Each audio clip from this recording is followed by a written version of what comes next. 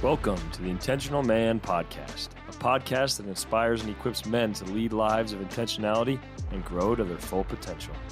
I'm your host, Jonathan McGinley, a life coach that helps men just like you create the life that you want and live a story of significance through my coaching and tools on intentionality. Thanks for joining, and welcome to the show. All right, welcome back to the show. I'm super excited to be here with you today. And I have a great new friend, Matt Shoup, on the call today. Matt, how are you doing? I'm doing awesome. How are you? Doing really good. He's got his coffee right there. He's ready to go. Yep. Love it, man. Ready to roll. Ready to roll. So Matt is he's a serial entrepreneur. He's an author, keynote speaker. He founded M&E Painting. I'm sure if you live in Northern Colorado, you've seen a guy on a corner holding an M&E sign. That's Matt's company. And he started that, what was it, 2005 when he launched that? Yeah, 05. 05. So launched that in 05. Has grown the company to produce over $35 million in revenue. And he's also launched 6 other successful businesses and spoken to companies all over the world. He's written 2 books on business. And more than all of that, he's a great man, great husband, and a great father. So he's perfect to be on the show. Matt, I'm excited that you're here. Thanks, Jonathan, for having me. I'm really excited to share. We'll talk a little bit about the business story, but I've really been able through the business world and experience to discover who I am as a man, what my purpose is as a man, and how to help other men. I find myself in conversations. They start with business, and then you're talking about a man's story and why it's so important to understand it, know it, explore it, and tell it. So I'm super excited to dive into this stuff today with you. Awesome. Well, I'm excited to have you. Just blessed to have you on the show. And yeah, like he just mentioned, we're going to be just talking about stories today and just kind of how that impacts our lives. And so Matt just released a book titled Painted Baby. So tell us a little bit about the motivation behind writing the book. And just kind of where that name came from, I guess, too. So back in 2011, business is going really well. We were in business about 5 to 6 years. We're already a multi-million-dollar company, and I'm still doing a lot in the business. And I was actually pretty burned out personally. I mean, I was working really hard, hadn't really given over control and led the team. I still hadn't learned a lot, honestly, about leadership. I was a hardcore, hard-driving sales guy. Mm-hmm. I was sitting across the table from a customer that we had worked for before. His name's Bill. Really well-to-do guy, like really well off, just made a name for himself, and he's a self-made guy. It's the biggest contract I'm ever going to close, and I'm playing the plays in my head of how I'm going to land this deal. What am I going to close him with? What kind of shiny story, shiny marketing brochure am I going to present so he goes with me? Yeah. And I present the contract. We're literally sipping coffee at his desk, just like this, and he doesn't sign it. He pushes it back. He's like, I'm not ready to do this. And this job's 20 times the size of our normal job. It's a game changer for the business because it was going to give me space to actually hire a person to take over some of the stuff that was really drowning me and not allowing me to spend time with my family. And this was a big deal, and I'm not closing it. So I'm getting frustrated, and he's just sitting back, drinking coffee, rejecting every single close that I go to make in a close. If you're not in the business world, it's when you ask somebody for the business, and then you're supposed to be quiet, wait, and hope they say yes. If not, you handle objections. And he takes this shiny marketing brochure. It cost about $4 for me to print, and it had all these beautiful photos, our A+ 5-star reviews. And he throws it across his office. He says, this thing is crap. You know it. I know it. Tell me about a time you screwed up and what you did about it. And I was short-circuited. Have you ever been asked a question where you just don't know the answer, and it literally stops you dead in your tracks?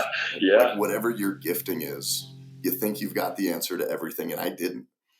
So I sit there. I go, okay.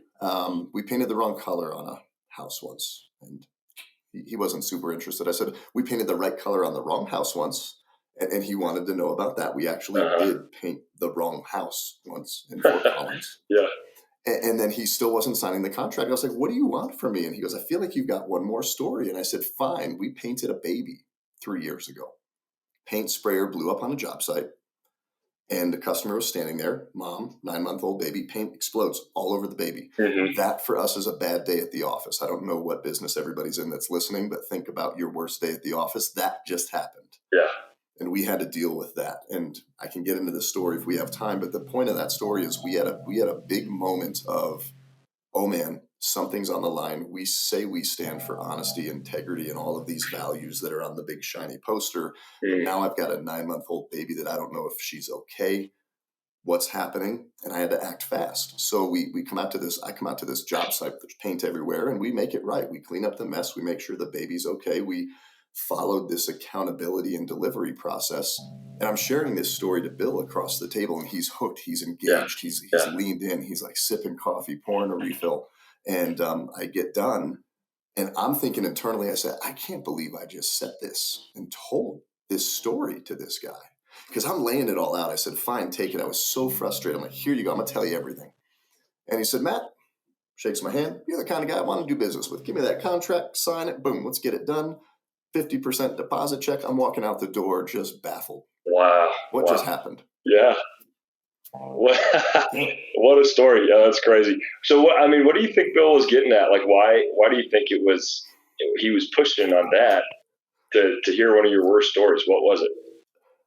So there's what I think and what he's told me, and then what I've concluded. He's a really straight shooting, really direct guy, but I think he was having a little bit of fun with me. I think he's a natural salesman, so he's doing some challenges. What I realized was we never had a situation go bad on any of his jobs. We painted a $400 bathroom repaint, small jobs and things like that. And this was his vacation home.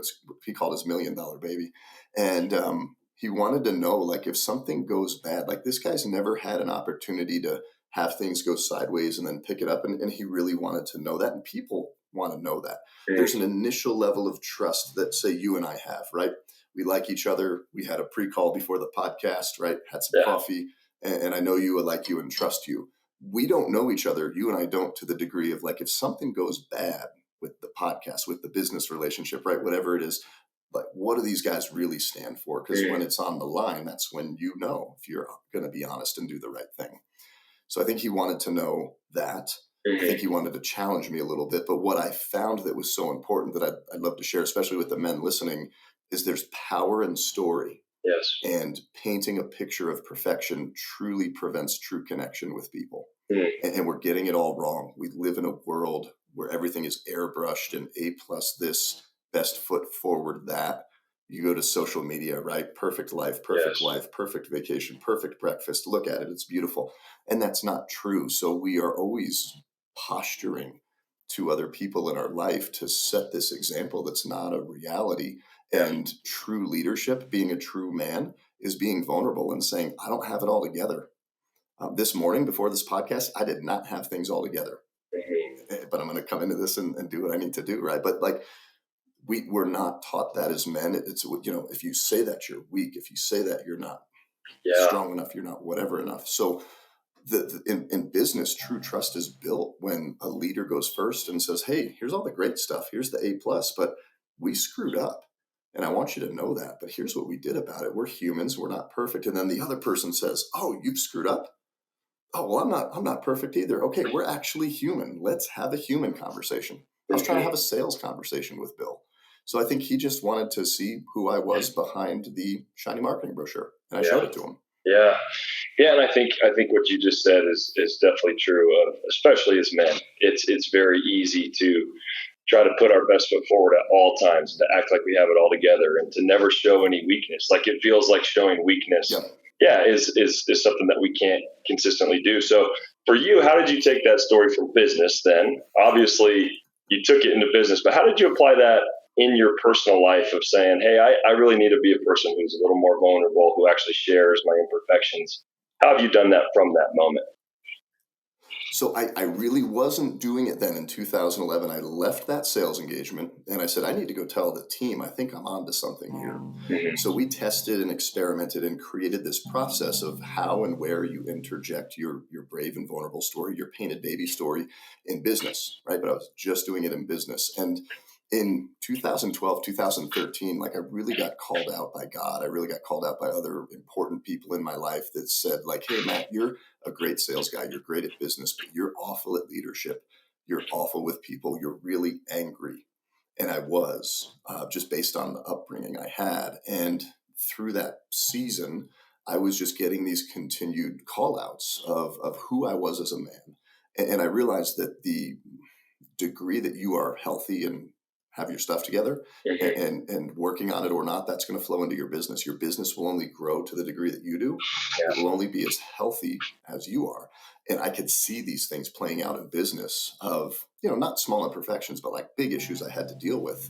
So I just went on this journey of, personal discovery. I went through life coaching, business coaching, neural NLP, all this stuff, all the things, and just started peeling these layers back of who am I? Where do I come from? What have I dealt with? What kind of traumas have I gone through?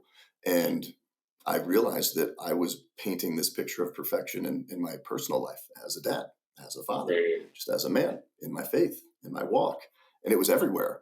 So as I'm doing this in business, this coach says to me, Matt, you got to do this through your whole life. So I started doing that. I started sharing these stories of, hey, here's a time I really screwed something up as a husband, a father, a man. And people are like, oh, me too. It just everybody's relieved when somebody starts that conversation. Yeah. Yeah, I feel like that's so true, and that's been a big struggle for me, if I'm being totally honest too, of just always trying to feel this need to come across like I got it all together, that got things down. Where do you think that that fear comes from for us as men when we're afraid to share our imperfections? Where do you think that comes from?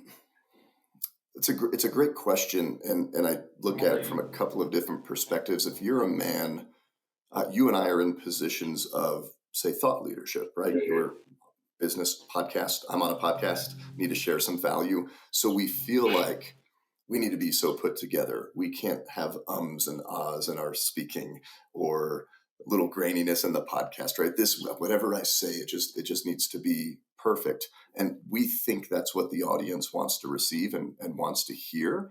And that's great. I can have the most polished presentation, but if that person receiving it can't see that I'm human by being too put together, too much resume, too much successful bio, those people can't relate. Like they can't relate. Mm-hmm. The other person, you think you're helping them with sharing these stories of success, but when you say, hey, like I was hitting the bottle too much.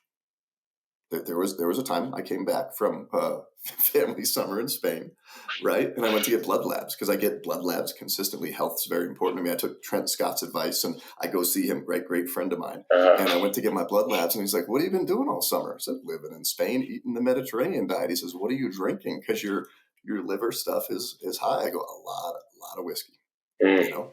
Mm-hmm. So, something like that. And then I came home and Emily's like, yeah, you were drinking a lot of whiskey. And talked to a friend. He goes, I was so Yeah. just is what it is. So Uh-huh.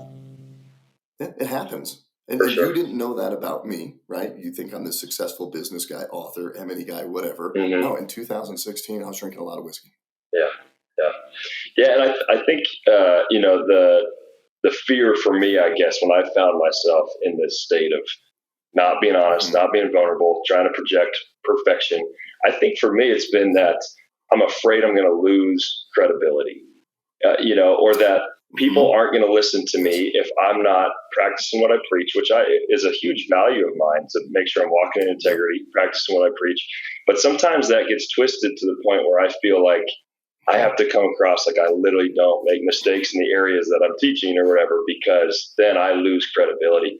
And it's been something I've been Yep. really battling through. Have you felt that in Yep. business and your personal life? And kind of what has been the journey with Yeah. that of the credibility versus vulnerability?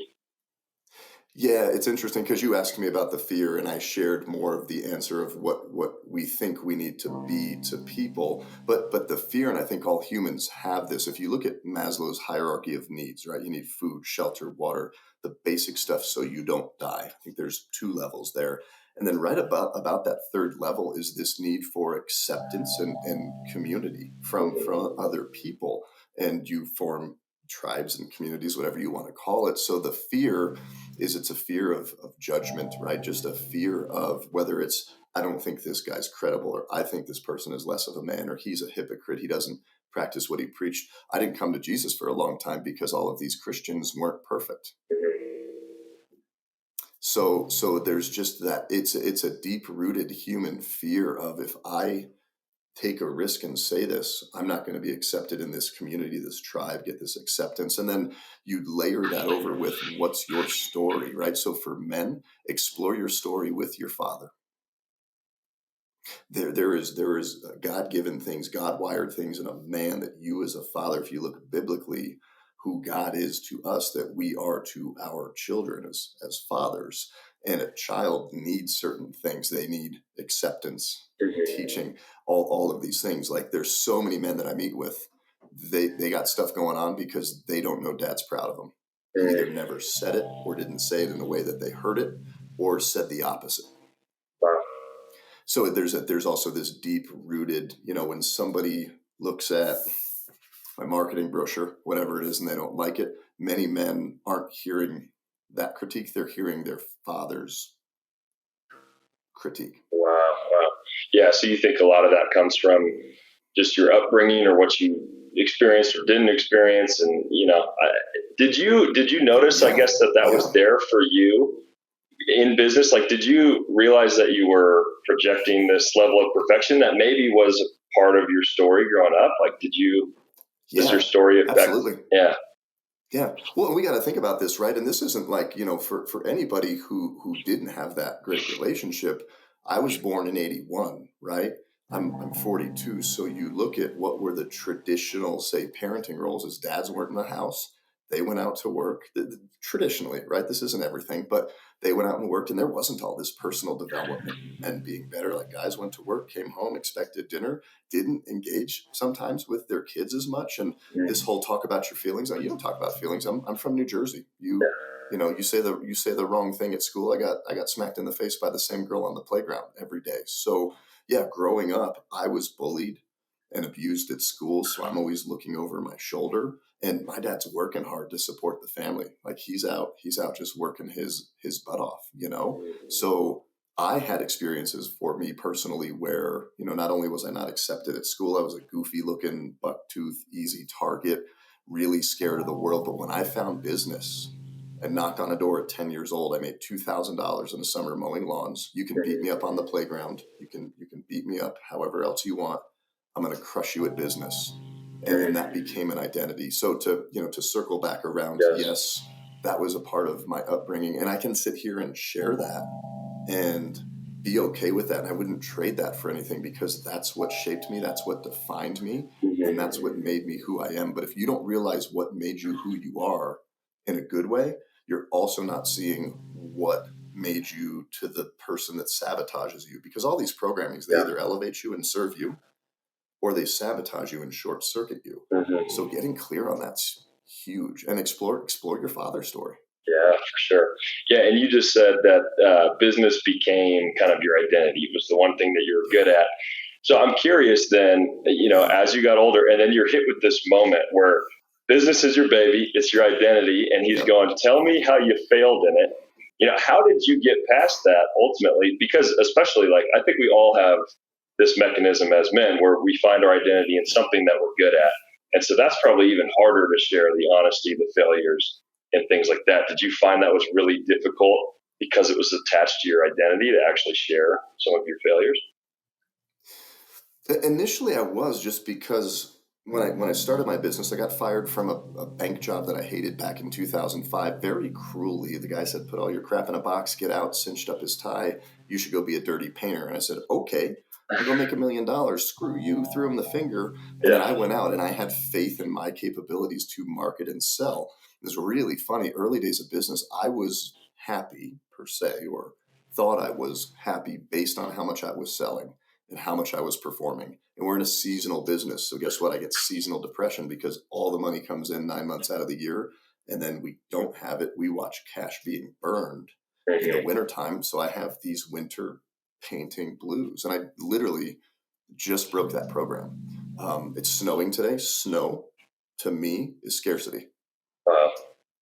So just there's an example. So as I start the business and I'm selling like I was selling prior to Painted Baby, it was I had to put the best foot forward and be perfect. And what happens was I overpromised something I couldn't deliver, and I would hide or airbrush or wordsmith over these true faults that I had. So I was a real jerk and ass of a boss to work for. from when I started the company in '05 till I realized it in 2012. And I'm a totally different Matt now, who's done a lot of work over the past decade. Yeah. So yeah, that first 7-8 years, yeah, nobody's working with me that was working with me then. Yeah. Yeah. Well, and this is all really good stuff. And I would love to just kind of jump into, for you, let's say a man's listening to this and we have this giant fear of sharing our story. It's scary because it goes against our identity. It goes against our validation. It goes against our credibility is what it feels like. So if a man is on that, he's in that point and you're trying to convince him, hey, it is worth sharing. It is worth sharing your mistakes and your faults. Why is it worth sharing those things? Because you matter and your story matters, and humans need to hear the story of other humans that have experienced adversity and struggle and challenge. We don't need another Instagram post. I don't need another Instagram airbrushed photo or reel or whatever to make me feel worse about the fact that you don't have what this person has. So put all that stuff down. And if you're not comfortable with it, do you not know the story, or do you know it and not want to share it? There's kind of these different layers. Like you can't share what you don't know. Maybe you know what the story is. And I've got a great example that I can share. But if you have a story, go share it with a stranger. I talk about it in Painted Baby. Sit there with your dog, share it with your dog. My son, he's learning public speaking. I don't want to speak in front of people. Just go speak in front of the mirror. Speak to our dog, Romeo. Just get used to telling it. And there is a moment, though, when every man, with whatever that trauma is, I wouldn't have told you I was drinking too much whiskey in 2017, 18 even. I just had to process through that. Now it is. There's got to be a first time. There's got to be a first step with a first person, and that person might judge you. And they might think, you know what, you're less credible now, Jonathan, as a man coach because you shared that. Okay, maybe that's not your ideal client, because I want to have real talk with real men. Yeah. And so, beginning that, you said you share it to yourself, share it to your dog, whatever it is. Who needs to hear these stories? Because you're not going out parading it to everybody. Who did you start with in order to who are you talking about sharing your story with in particular to begin with? So in business, I shared it with Bill. And I came back and the team knew about it, but I shared with the team the story I shared with Bill. And then we went out on appointments and shared it. But this was all in the business context. When I started sharing my story just about my upbringing and the bullying and, finding Jesus in the back of a police car. I'm 19. I'm addicted to drugs and alcohol, and a cop's going to throw me in jail, but he just decides to love on me and drive me home. Really changed my life and my eternity. I didn't start sharing that story till just a little bit ago on podcast. That was a blind spot for me. But when I started sharing just a little bit more about myself personally, it was with people that I knew were not judging me. So I would say, look at who's in your life. And this is easy to do. This is a double-sided thing. Look at who you trust in your life, and they will not judge you, right? And then take them to coffee, sit down. Hey, can I share something with you? I'm realizing this, or I've discovered this about my story. I want to share it maybe to more people or at a bigger scale. Maybe not. And just hear me out and let them listen. And I would also say that somebody that's going to judge you, if we're friends, why would I judge you if you share something with me that is a truth of your life? Like what kind of friend is that? Somebody that only wants to be there when you're perfect or airbrushed or don't fail. That's no friend. That's so true. That's so true. So as you've shared with close friends, some of your story, what have been the benefits in that relationship, in that friendship? So a lot of people were telling me, I was meeting with a gentleman the other day, and we never had an opportunity to have a personal conversation. He always experienced me in business. It was always a business conversation, and I get into business mode, and I'm very serious. And we went and had lunch the other day. And prior to that lunch, I got really fired up about a vendor who wasn't a great vendor. And it affected things in a really bad way. And I just went off, and it got personal. And we're sitting down at lunch. He goes, Matt, I saw you as like a human the other day. And I didn't even realize I'm the Painted Baby author, and I'm just always in serious business mode. But he saw me as this. So when one person goes first, and that's what I did, not even realizing this, it opens up this other door. And then he starts sharing some things about a big loss that he had recently and how that affected him. And it was really cool. So, I mean, Yeah, you have to be intentional, right, about for knowing sure. that you're doing it and when you're doing it and where you're doing it. And then the leader has to go first. But it's made life and business better. And they're really no different, right? So Mhm. if you're a business person listening to this, business is humans serving humans. And to the degree you do it with excellence, you're rewarded, and it's measured with dollars and profit, things Mhm. like that.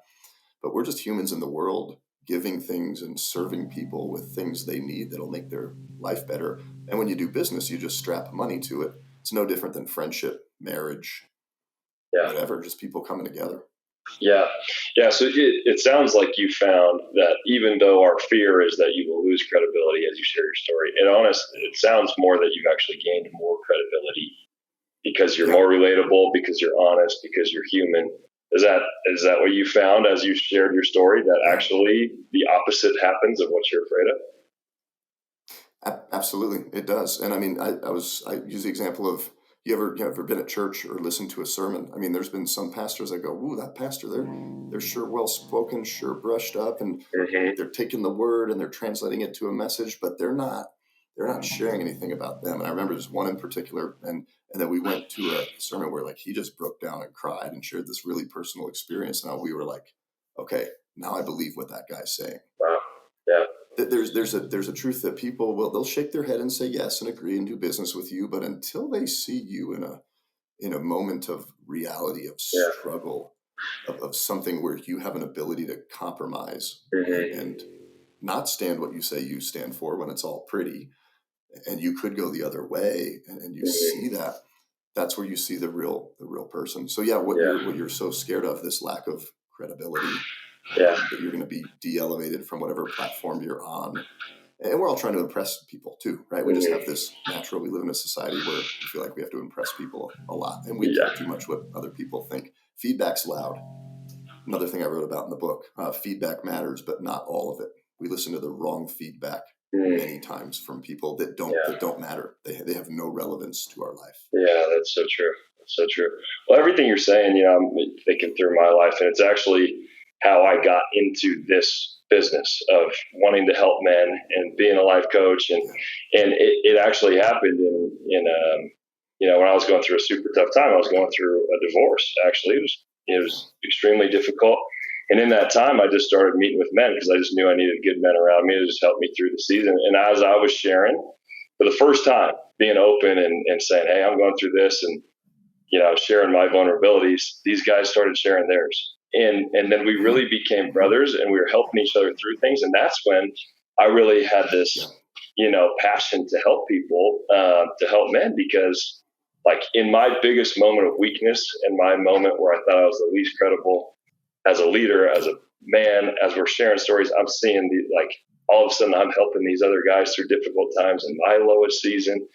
And yeah, it just opened my eyes to this whole world of, man, we don't typically share our stories, our insecurities, our weaknesses. And I used to be so afraid to do that because I'd be like, man, I'm a church leader, I'm a ministry guy. Like, what are people going to think? yeah.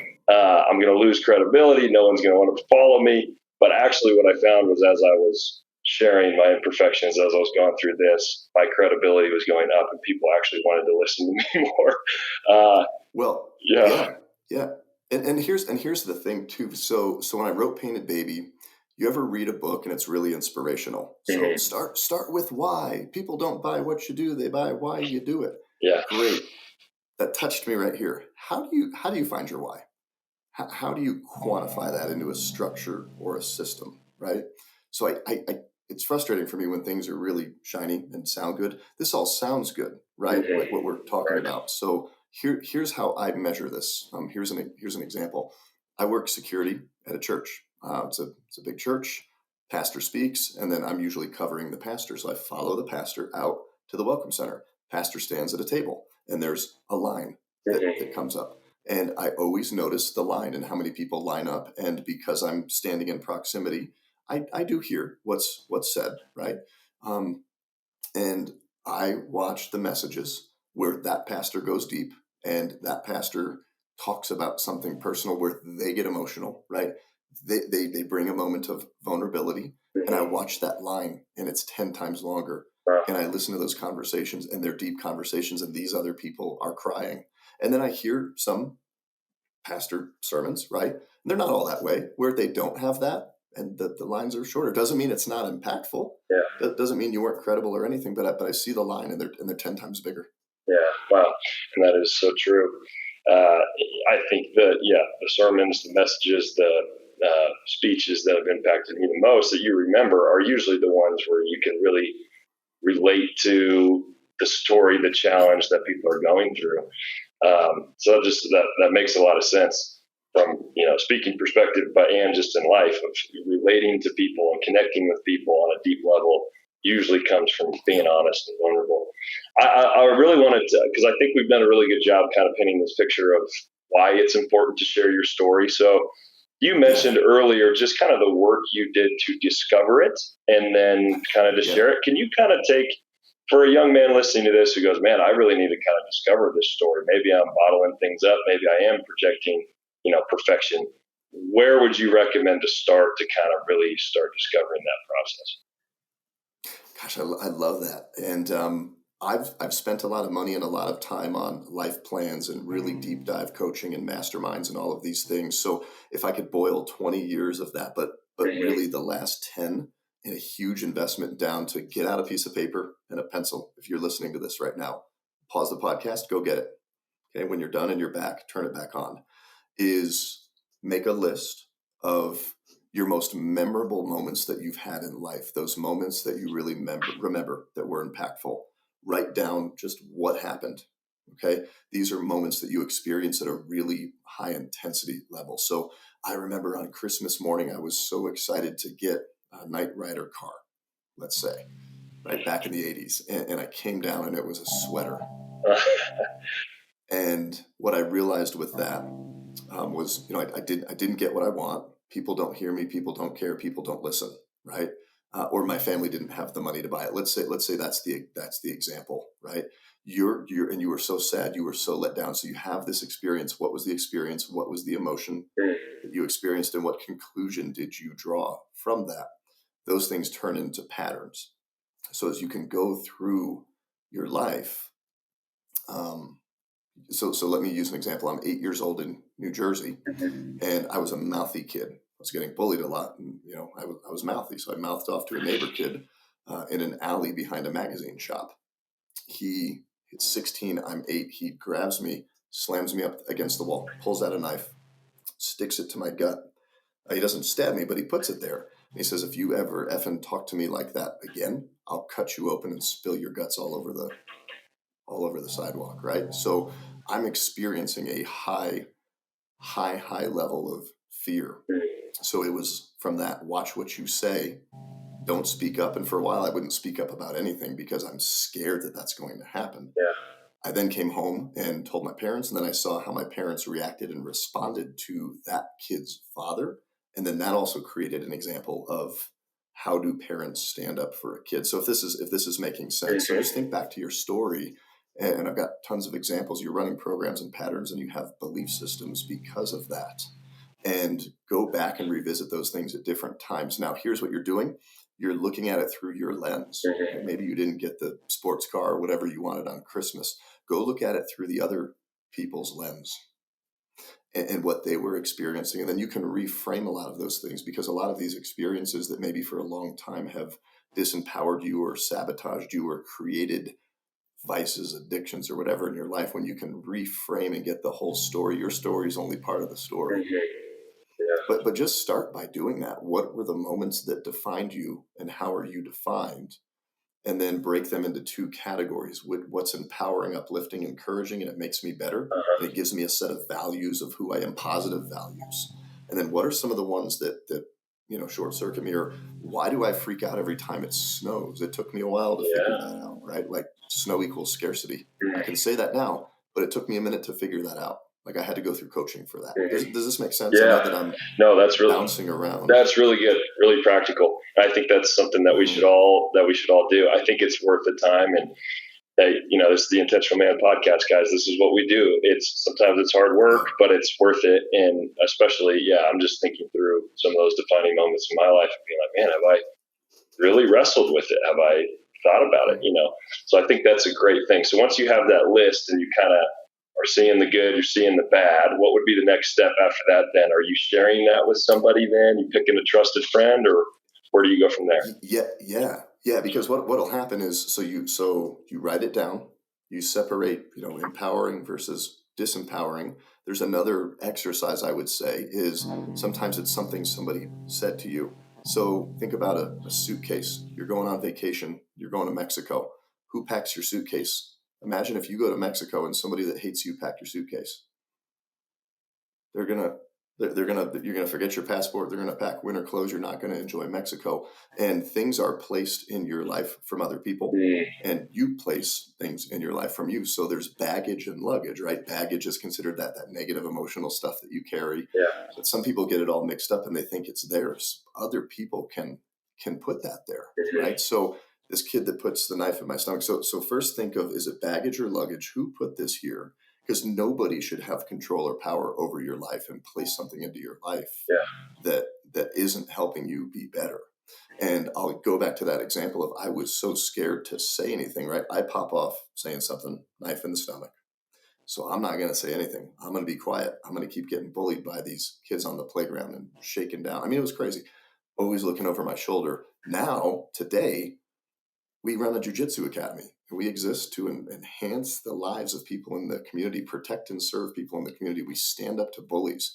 If you're my friend and somebody messes with you and we're out, Jonathan, that's going to be a bad day for whoever is messing with you. So now I stand up for people because I've reframed that situation. I'm standing in an alley scared. Nobody stood up for me. And the way that got handled was very interesting, right?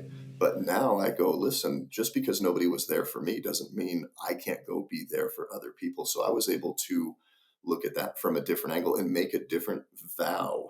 You make subconscious and conscious vows about, I'm going to stand up for people. Nobody comes into my business and messes with my team members. Nobody's going to bully these kids that come in here. You give me 2 months working with a kid that's getting bullied 3 days a week, 2 months, they're not going to get bullied.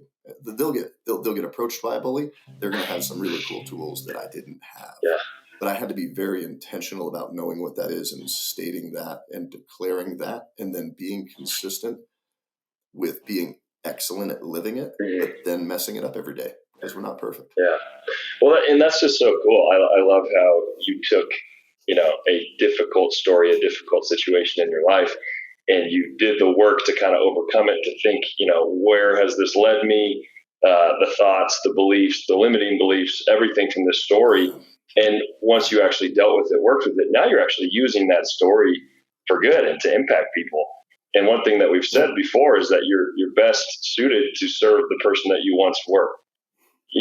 Like it is. Yeah. So I'm seeing that, and I'm hearing that in your story.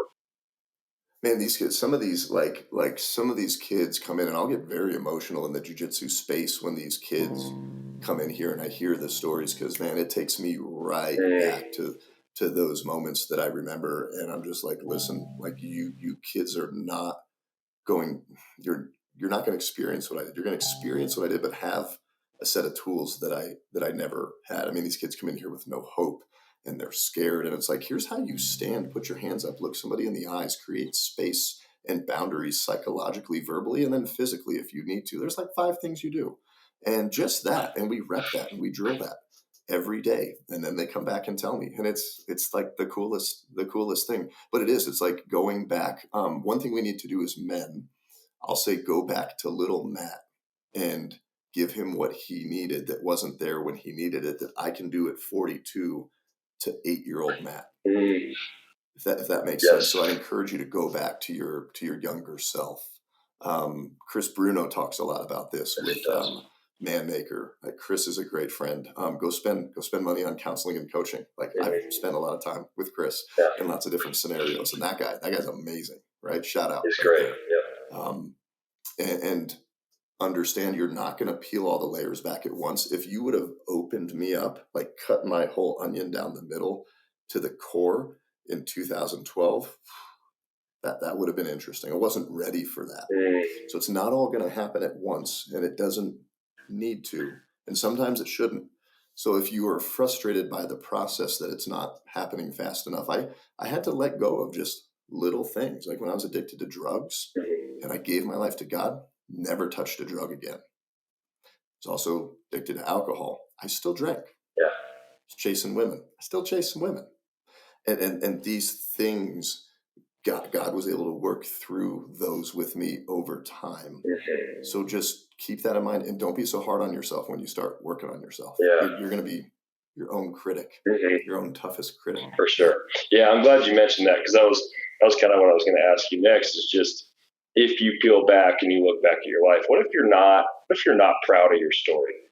How do you move forward with that if there's things that you aren't proud of in the past? Either how do you deal with them and move forward? But I just think a lot of times that's what's scary about really deep diving into your story, is we can be worried what we're going to find there.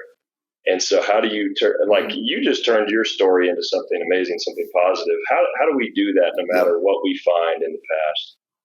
Yeah. Well, and I'm glad you asked this, because what's going through my mind as you're asking. That's why I'm looking up this way. Is I'm proud of everything, but okay, when I wasn't proud of it at the moment, just think of a quick example. So I don't want to give it away because this guy's going to be a podcast guest. When I was drinking a lot, right, and I was drunk in a ditch, I was impacting the lives of people in a negative way. So let's say you're a listener and you're not proud of whatever it is that you carry in your life, and it's hurt somebody, it's impacted, because it impacts you, and you can deal with all of you. But then when it starts to touch other people, that hurts a relationship. Now your story touches their story and changes their story in a way. So what I've found is go back and ask for forgiveness. Like, if you affected somebody, right? Hey, my drinking, whatever it was, led to this, and this was a painful event for you. I'm sorry. They're going to forgive you or not, and then make a vow, right? So how did that impact? Who did it impact in a negative way? How can you flip that and decide, hey, because I did this, I am going to make sure that this never happens again to other people. Yeah. So I'm going to go share my story, because what's happening is you're only telling and reliving the story through the perspective of scarcity, fear, letdown, negative things. But now it's like, okay, I was in that space and I hurt people, but now here's my vow and commitment. I want to use that negative and turn it into a positive. Somebody that's going to come on your podcast was a 4-time felon to a full-time pastor. And I mean, you can't look at what happened with him and think he was really proud of that when he was sitting in prison. Yeah. And now he shares that story in front of a lot of people. So I hope that helps. Yeah, that's really good. Like tactically for somebody, that's going through that. For sure. And that's really good. And I just love, the example that you're using of using your story, acknowledging it, dealing with it, and then turning it into something positive. And I think that takes hard work, and you've mentioned that. But I think a lot of times, if we don't deal with our story, it continues to affect your life over and over and over without you even noticing it. And so until you deal with it, you can't turn it into something positive. Yeah. And if you do all that work, here's another thing: is you do all that work and you turn the negative and you make this vow, and now you go towards positive action. Maybe you can't be proud of yourself because that's a program, because nobody that, the people that were supposed to be proud of you never were. You never experienced that. So not only did you never receive it, you don't know how to be proud of yourself. So everything that happens in your life is I'm not good enough. I let somebody down. I affected somebody. So that's the programming. That's that exterior luggage, right? So somebody packs your bags with actions, written statements, whatever, memories. I mean, it's, and you've got to understand that, and you can't, and that's heavier. A lot of times that stuff is heavier. It's easy to just look at what you put there, because I just talked about unpacking what you put there, but people forget they got all this stuff that's pulling them down on the other side, and you've got to go through both. Yeah, that's really good. That's really good. So in the last section of your book, in Painted Baby, you just talked about living your story. So I just kind of want to close there. What would be some of your closing remarks on just you have this story, you've dealt with it, you're sharing it. How do you just live it in a way that, you're really proud of, and that you're building off of it from there? God designs everybody with a purpose. God designs every man with a purpose, and every man's story matters. And I feel called to serve men in the business space. Got to find out, and I did this through a life plan, right? You have to find out who you're called to serve, right? Just because you have this great story, I don't share it with certain people or groups. I don't relate. I'm not called to serve them. It doesn't mean I don't love those people, but focus on understanding who you are supposed to be serving, and then share that story with them. Maybe somebody's listening to this and it's like, hey, I work a 9 to 5. I work 50 to 60 hours a week. Who are the people that could benefit from your story that you're most passionate about spending time with, and start sharing that in work? You don't need to go like quit your job and start a podcast. You might just share that story. Maybe you're a police officer. That police officer that picked me up asked me some really interesting questions that I didn't think he was going to ask me. He was just driving a drunk kid home, and he had a lot of them that New Year's Eve to be driving home. And he said, hey, are you okay? What's your story? What are you going through right now? People love you. I've been there. I understand what that's like. And I don't know if he knew Jesus or not. He didn't say anything about it. So you just find opportunities. And when you start sharing, here's another thing. Many people are probably saying, well, I don't know who that audience is, right? I don't know where the opportunities are. Just go out and share it. And what I found was people say, this person that I know over here at this church or this group or this business, they could really be impacted by your story. So the person you're sharing it with might not really resonate with them, but they know somebody that it does. Yeah, that's all really good stuff. Yeah, thank you so much for sharing all this. It's got me thinking a lot, and I know there's some things that I need to do from this episode. So if you're listening to this, I'd say start with that exercise that he gave us. Think through your story and write down all those defining moments and filter in between the good and the bad, and start to really think through that. Just take one step today. I know this can sound a little overwhelming telling all of this, but just take that one step and start there. So Matt, thank you so much for your time. As a community on this podcast, how can we support what you're doing right now? Can you tell us what's going on, how we can get involved? Yeah, I've got a lot going on. Like I said, I'm in the business space, so I'm pushing and promoting Painted Baby. I'm actually taking a group of business leaders to Spain in September. So awesome. Imagine, all expense fly over, everything's covered. We walk 70 miles of the Camino de Santiago, some beautiful scenery, amazing food. And we just talk about these kind of things, about leadership, about life, about business with a group. Right now, we're seven men going over, and we're just going to have an amazing adventure to unplug, disconnect, and just figure out like who we are and recenter and refocus around that. So those are just a couple of things. I've always got 12 ideas before breakfast, and I'm vetting those out. So I've got a few things coming up that I don't want to talk about yet because it literally could not be a thing in 3 hours. Yep. Sounds like the entrepreneurial mind. I love that. It is. Yeah, it's a blessing and a curse. But yeah, the book speaking, around Northern Colorado. So anybody wants to hook up, come by the free coffee bar. Cafe Sevilla is a free coffee bar that raises money for study abroad scholarship at CSU to send students over to Spain. So if anybody ever is around town and they just want to come grab a coffee and hang out, I'm always here. That's awesome. Yep, that's great. Yeah, and go pick up a copy of that book. Painted Baby, especially if you're a business leader. There's a lot of good stuff in there. And then you can find him it's mattshoup.com. The last name is SHOUP. So mattshoup.com. You can head over there to kind of keep up with everything he's doing. So thanks, Matt. I really appreciate you coming on the time and giving thank you. Talk soon. Thank you for tuning in to the Intentional Man podcast. If you enjoyed this episode and you would like to support the show, please share it with others, post about it on social media, and leave a rating and review. If you are someone who is looking to take your life to the next level, accelerate your success, and live more intentionally, I would love to help. Shoot me a text at 970-430-6085, and we can schedule a time to meet to discuss your vision and your goals. Again, that is 970-430-6085. Thanks again for listening, and until next time, build a life that matters by living intentionally.